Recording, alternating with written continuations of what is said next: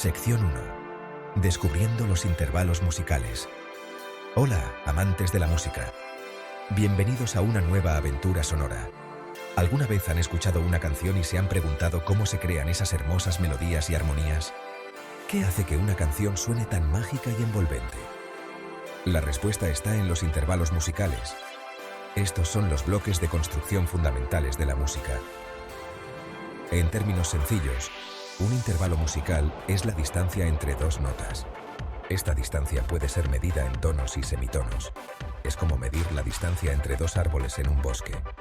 Cada nota tiene su propio lugar, y la distancia entre ellas puede cambiar la atmósfera de la música. Imaginen que cada árbol es una nota musical. Algunos árboles están muy cerca, mientras que otros están más alejados. La distancia entre ellos, ya sea corta o larga, crea una sensación diferente. Un intervalo corto puede sonar tenso o cercano, mientras que un intervalo largo puede sonar abierto y expansivo. En la música, esta distancia entre las notas es lo que llamamos un intervalo. Vamos a explorarlos juntos. Aprenderemos cómo identificar y utilizar estos intervalos para crear nuestras propias melodías y armonías. Los intervalos pueden ser mayores, menores, justos, aumentados o disminuidos. Cada tipo de intervalo tiene su propio carácter y emoción. Por ejemplo, un intervalo mayor puede sonar alegre y brillante, mientras que un intervalo menor puede sonar triste o melancólico. Los intervalos justos, como la cuarta y la quinta, son estables y poderosos. Los intervalos aumentados y disminuidos, por otro lado, pueden sonar inestables o tensos. Al comprender y dominar los intervalos musicales, podemos enriquecer nuestras composiciones y arreglos. Así que prepárense para sumergirse en el fascinante mundo de los intervalos musicales.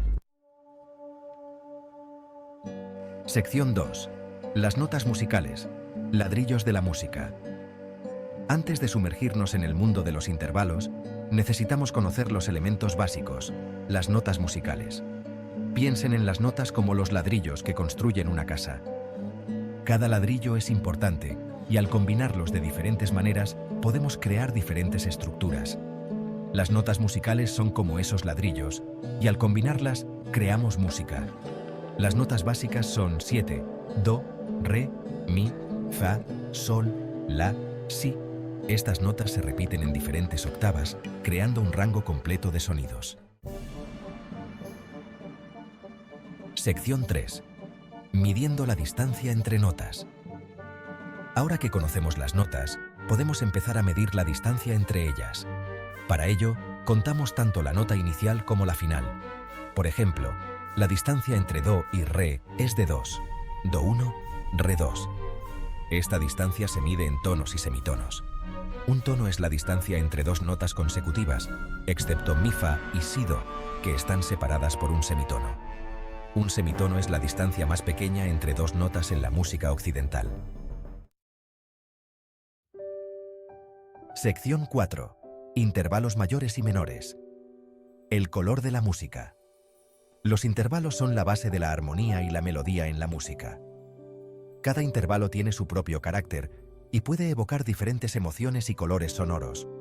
Los intervalos pueden ser mayores, menores, justos, disminuidos o aumentados.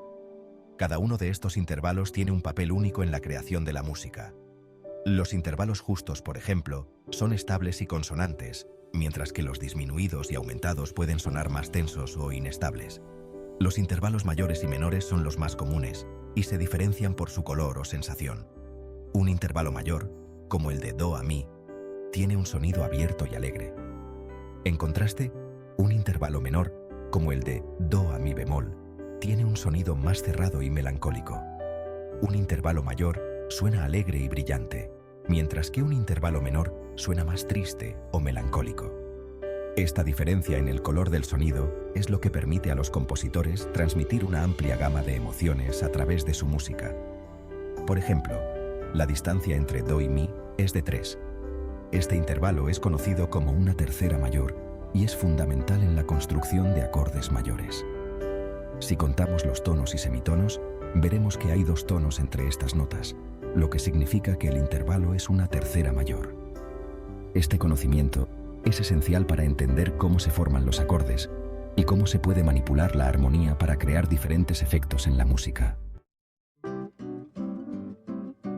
Sección 5. Intervalos justos. La armonía perfecta.